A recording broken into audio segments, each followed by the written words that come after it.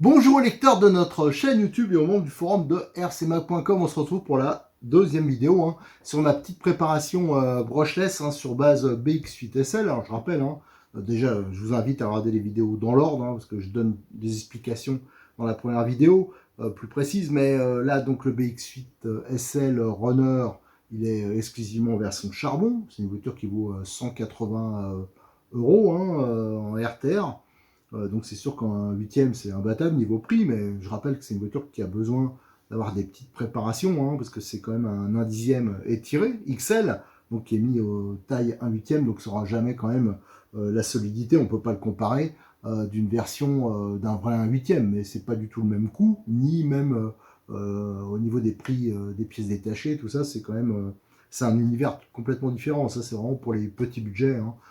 Tout le monde n'a pas les moyens de mettre 800 euros dans un TT 1/8 entre guillemets classique. Mais ça c'est un premier contact dans les RC, c'est très bien. Bien sûr, je rappelle que c'est pas des voitures qui sont faites pour faire des sauts de malade, parce que là vous aurez de la casse. Par contre, c'est vraiment pour faire du pilotage. Donc c'est une voiture qu'on peut faire évoluer après, je sais pas, quand il y a un RCR, qu'on a un peu de moyens, on peut la faire évoluer. Et donc je vous ai montré dans une série de vidéos précédentes une préparation entre guillemets RC Mag, c'était pour faire une série spéciale pour Modélisme 34. Et là je vais faire une préparation, ça va être notre voiture de démo pour l'association. Donc on va adapter normalement dessus une carrosserie de coccinelle. Voilà, pour un truc plus sympa. Quand on fait des démos, c'est quand même plus sympa d'avoir un truc réaliste. On va faire la préparation donc des différentiels. Donc on ça dans la vidéo précédente, on a commencé à démonter. Là, on va retirer toute la partie électronique, tout ça. On va tout dépouiller, train avant, train arrière. Et je pense que dans la prochaine vidéo, on sera prêt pour faire tout ce qui est différentiel. Alors, je rappelle, certains extraits de la vidéo, ça fait partie d'une série aussi de petits films que j'avais fait pour une préparation. L'idée, c'était d'installer une Méhari dessus. Et il y a quelques difficultés techniques, il faut que j'étudie ça. Donc, je réutilise certaines parties de vidéo. Donc, vous étonnez pas si dedans, je parle de Méhari ou alors notamment de triangle du BXR. Voilà, donc c'est que j'ai pas voulu refaire les vidéos à zéro. Et en plus, c'était déjà tourné, ça m'aurait obligé à démonter des éléments. Voilà, allez, go, on continue le démontage de la voiture. Allez, j'ai mis la voiture devant moi. Mon petit bloc-notes, parce qu'en même temps, j'en profite pour noter toutes les tailles de vis, parce que c'est vrai qu'il n'existe pas un kit visserie, et souvent, comme il n'y a pas de notice vraiment de montage qui est livré d'origine, il y en a beaucoup qui se mélangent après sur les tailles de vis. Donc on verra, et de toute façon, je ferai peut-être un kit visserie, parce que notamment, regardez, tout ce qui est les vis de la platine supérieure en tête bombée, c'est un peu risqué, quoi. J'en ai vu qu'on foirait, ça m'est arrivé plusieurs fois de devoir en extraire. Donc ça, je préfère éventuellement les changer. Là, on fera ma petite modif habituelle que je fais tout le temps sur les voitures. Donc avec le petit knee-stop, ça sera beaucoup plus fiable et beaucoup plus simple, beaucoup plus accessible que le système d'origine. Qu'est-ce qu'on va faire? Je vais en profiter parce que je vais monter un petit brushless que j'ai en rab parce que j'ai ça et qui est déjà roulé. Donc là, il me sert à rien et qui est surtout pas très puissant. Ça sera quasiment la même puissance que d'origine, mais au moins ça sera en brushless. C'est pour une histoire d'entretien. Donc, et ça, j'en ai besoin pour un autre projet. Donc ça, je vais le démonter en même temps. Je mettrai le cerveau, je vais le mettre de côté pour un petit dixième. Là, la voiture, je mettrai un S20. On mettra le palonnier, bien sûr. La radio, je vais mettre la mienne, parce que comme je suis gaucher, je mettrai un récepteur à moi. Alors, la première chose qu'il va falloir faire, c'est on va démonter la platine supérieure. Déjà, on va sortir le moteur. On va sortir le récepteur, toute cette partie-là. Et ensuite, on démontera la platine. Allez, première chose que je vais faire sortir le moteur là. Et vous allez voir, c'est hyper simple. Il faut bien sûr défaire le collier là. Et ces deux vis là, normalement, ça devrait glisser. Il y a aussi le petit carter ici. Il y a un petit carter de protection. Tiens, je vais le démonter tout de suite. Je vais vous montrer à quoi on a accès. Alors, j'ai démonté le petit carter de protection, voilà, qui permet de visualiser le pignon moteur. Donc ça, il y a juste une vis, 3x10 à retirer, et là, on a accès. Ensuite, j'ai débranché, j'ai enlevé le petit collier, j'ai débranché les fils moteurs. Alors là, je m'aperçois qu'il va falloir quand même que je démonte la radio, tout ça. Donc, je pense que là, on arrivera à démonter la cellule, la partie radio, tout ça, mais pour la préparation des diffs, on fera ça sur une vidéo à part, parce qu'autrement ça va être beaucoup trop long, surtout que là je veux vraiment détailler, hein, ça s'adresse vraiment pour les débutants. S'ils veulent faire la même chose ou s'ils ont l'entretien de la voiture, là ils auront un maximum d'infos. Là les vis, elles sont montées au frein filet, c'est des vis de 4. Donc là j'ai utilisé mon petit cliquet hein, que j'ai pris, ça j'en avais déjà parlé, quand vous regardez les vidéos que j'ai fait sur l'outillage de chez Lidl, ça je vous conseille, hein, ça vaut 6-7 euros. Et il y a tous les embouts, petits cliquets réversibles. C'est pratique parce qu'avec ma clé habituelle, c'était vraiment trop dur. Donc faites attention de ne pas les foirer, hein, pas abîmer les têtes. Ça c'est monté je pense au frein filet. Allez, je vais retirer donc les deux vis et hop, on va pouvoir, c'est comme c'est une glissière, retirer le moteur. Voilà, j'ai retiré les vis et là, vous pouvez voir, hein, vous pouvez comprendre pourquoi. Regardez le frein filet qu'il y a. C'est pour ça que c'était dur et que c'est pas toujours facile à démonter. Donc utilisez toujours de bons outils. L'avantage c'est que ça va pas se desserrer. Et là, on voit qu'il y aura du nettoyage à faire. Hein. Une fois que j'aurai retiré la glissière, il faudra bien sûr enlever tout ça, hein, tous les résidus de frein filet. Et là, alors je sais pas si j'arriverai d'une main à le faire. Voilà, hop. Mais voilà, le moteur, vous voyez, là, il est déboîté. Et on voit bien le système de glissière hein, qu'on retrouve. Je vais mettre un petit coup de Projo, tiens. Hop, voilà, peut-être qu'on verra mieux. Donc là, le pignon moteur, c'est du 32 dents. Hein. Pas du 32 dents, du module 32. Hein, donc c'est un intermédiaire entre le 48 qu'on retrouve sur la plupart des dixièmes et le 1, module 1, qu'on retrouve sur les 1 huitième généralement. Et la glissière, c'est vraiment ce qu'on retrouve hein, sur les TT 1 huitième typés compétition. Donc ça, c'est plutôt très bien. C'est pas fixé sur une plaque métal comme beaucoup de voitures. Donc ça, c'est plutôt un très bon point. Mais là, il y aura du nettoyage. Hein. Même là, regardez, c'est quand même complètement comblé par le frein filet. Donc on verra que sur cette partie-là, ça sert à rien de mettre du frein filet. Mais là, je comprends qu'ils le fassent. Ce qu'ils veulent, en fin de compte, c'est que les débutants, ils savent très bien que la plupart des débutants, ils démonteront très rarement cette pièce-là. Ils veulent qu'ils ne soient pas embêtés. Allez, je vais démonter définitivement le moteur. Et ensuite, on va démonter le petit carter, là. Donc, pour le démonter, il va falloir que je retire toutes ces vis. Ça, c'est le petit carter de couronne, hein, de diff arrière. Et on va commencer à démonter toutes les vis de la platine. Voilà, il faut toutes les enlever. Comme ça, on enlèvera le tout. Hein. De toute façon, je vais faire des modifs à ce niveau-là. Donc là, j'ai un peu de boulot et surtout, il faut y aller avec les bons outils. Hein, et y aller doucement. Parce que si vous foirez une tête de vis, parce qu'il y en a certaines qui sont montées au frein filet.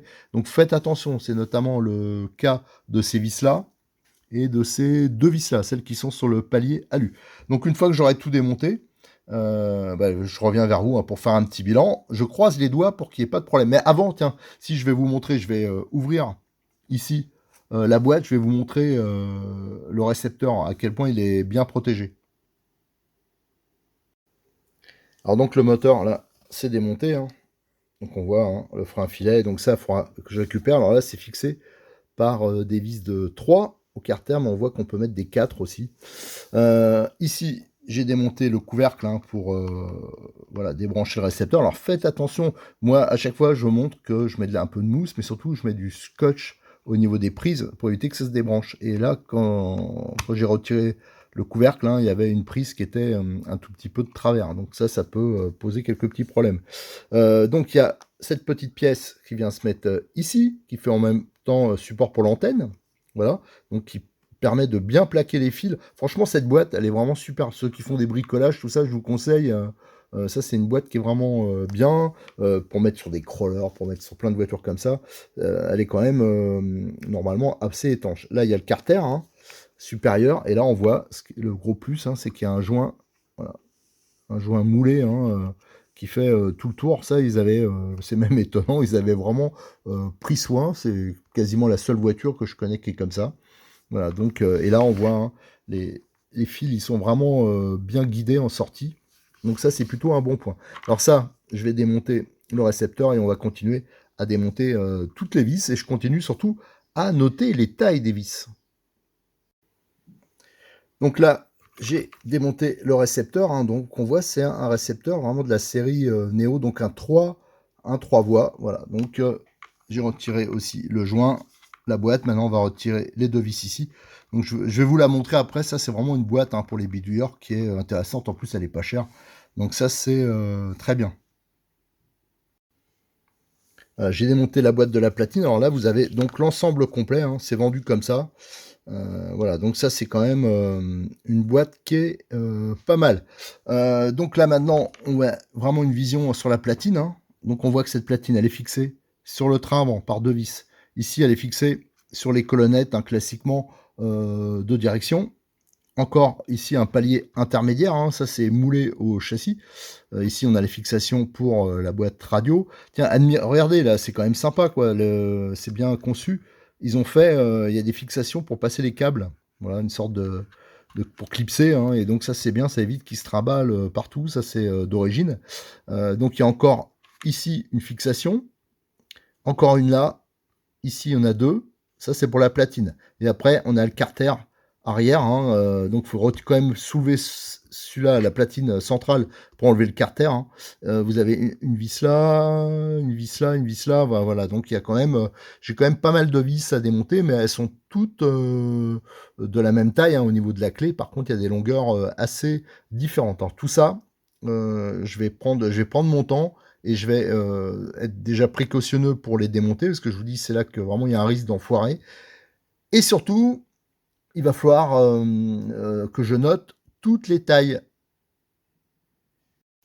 Voilà, j'ai retiré toutes les vis.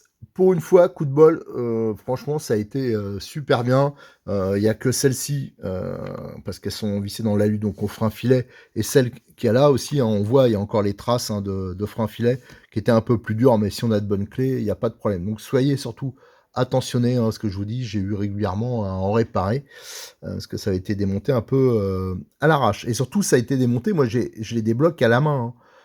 C'est sûr que si vous faites ça à la perceuse ou à la visseuse, et que ça part un peu de travers, là vous allez tout massacrer. Donc là, la platine, il y a quand même pas mal de vis. Elle se retire, voilà, regardez les traces de frein filet là. Voilà.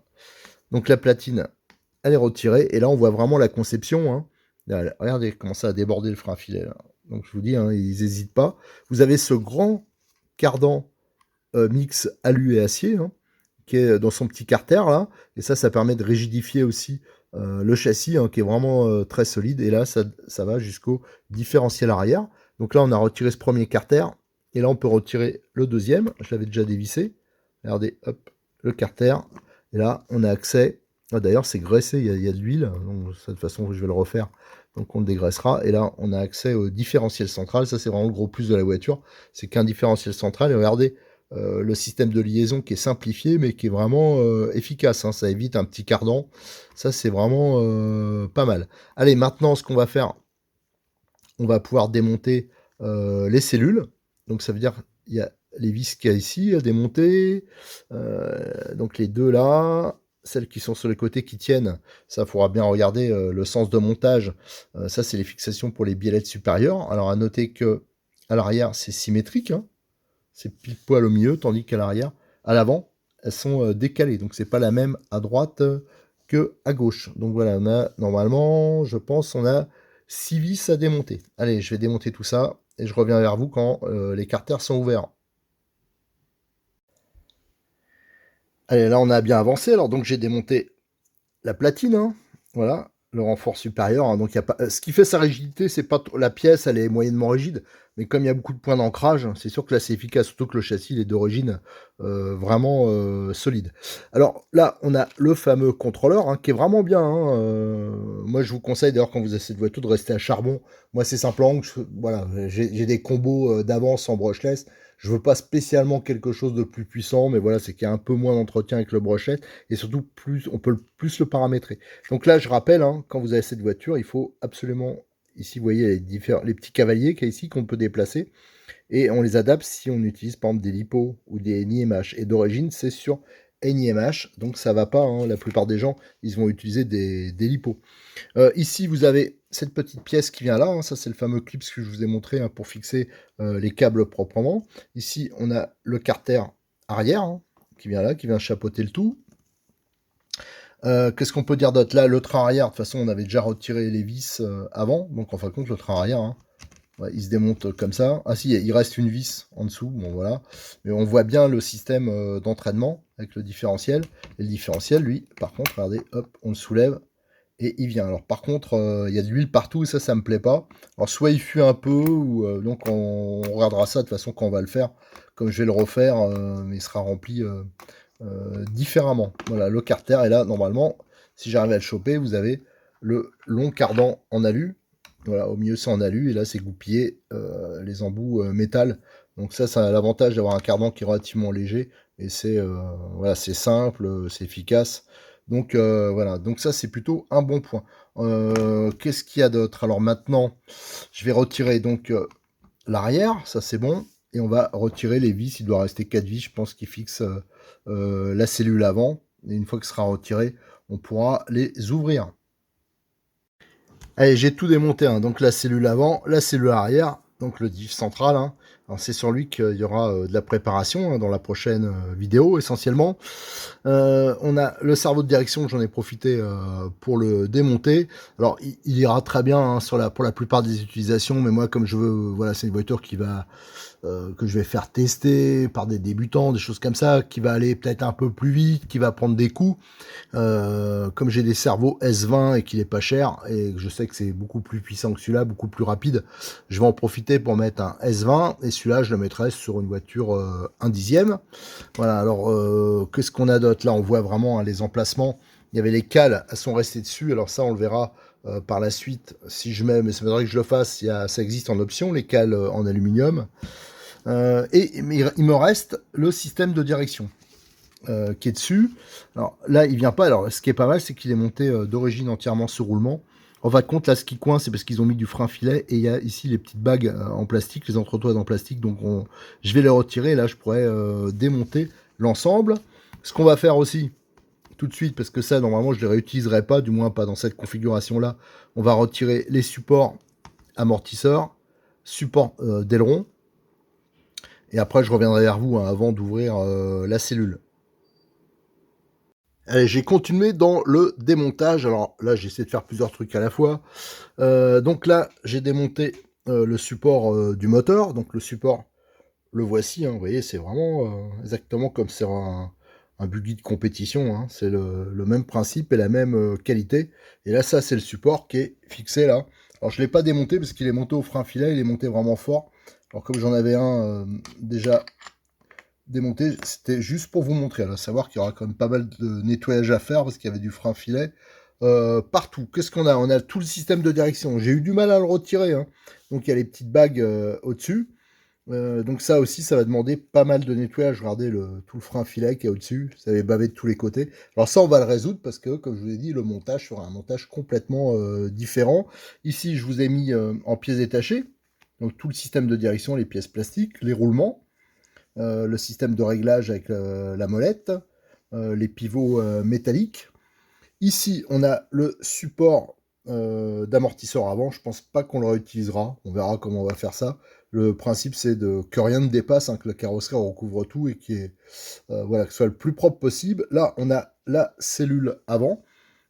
Pour l'instant, je vous la présente comme ça avant de faire le démontage. C'est surtout, hein, pour que vous repériez le montage des biellettes, hein, que là, c'est deux fixations différentes. Ça existe aussi en alu, pour ceux qui veulent se faire plaisir. Et voilà, contrairement à l'arrière, elles sont décalées. Qu'est-ce qu'on a? On a là donc la cellule arrière, et là vous allez voir, hein, les mêmes fixations. Là c'est parfaitement centré, donc c'est la même à droite et à gauche. Les supports, les fixations de l'aileron, alors ça pareil, on va pas le réutiliser avec mon montage. Le support d'amortisseur arrière, lui aussi on va pas le réutiliser. Le pignon moteur en module, ça on a vu déjà je pense tout à l'heure, mais là c'était pour vous montrer, parce qu'il est fait pour être adapté sur les deux types d'axes qui existent, hein, pour les moteurs. Donc les axes, voilà, en 3, je crois c'est 3,14, je crois, si je me souviens bien. Je me rappelle plus le diamètre d'origine. Et vous avez aussi des moteurs qui sont en axe de 5. Par exemple, si vous montez un moteur brushless, il y a de grandes chances qu'ils soient en axe de 5. Surtout si vous montez un moteur type SCT. Donc là, c'est bien, il s'adaptera aux deux. De toute façon, c'est pas ce pignon-là. Il faudra qu'on mette un pignon beaucoup plus gros. Ça, on le verra quand j'aurai choisi les pneus. Là, on a les axes de direction, hein, donc qui se montent au frein filet.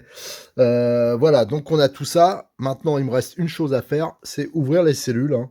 Donc on va démonter les deux vis ici, les 4 vis là qui maintiennent les fixations pour les tirants.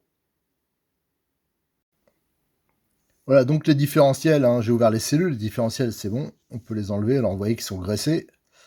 Alors, hop, voilà. D'ailleurs, j'ai fait les photos pour que vous puissiez repérer le sens, parce que bien sûr, il ne faut pas les monter à l'envers. Autrement, votre voiture, elle va partir, les roues ne vont pas tourner dans le même sens, ou elle va partir à l'envers. Donc, méfiez-vous. Alors, donc, ces différentiels-là, les deux, l'avant et l'arrière, c'est le même. Donc, on va s'en occuper dans la prochaine vidéo. On va s'occuper aussi du central. Vous allez voir, on va tout préparer ça. Donc je vous donne rendez-vous, je vais enchaîner, mais là par contre ça va être un gros boulot parce que j'en ai plein de différentiels à faire, je vais en faire pas mal, j'ai déjà 3 voitures donc à préparer, plus Cyril, il commercialise des différentiels déjà préparés que je lui fais, donc j'en ai une vingtaine à faire, donc c'est beaucoup de boulot, notamment de nettoyage. Alors allez, on se donne rendez-vous tout de suite, je vais les enchaîner pour la prochaine vidéo qui sera vraiment consacrée qu'au différentiel. Allez, à très bientôt sur notre chaîne YouTube et bien sûr, n'hésitez pas à venir nous rejoindre. Tout ce que je fais là, ça sera en photo sur le forum de rcmag.com.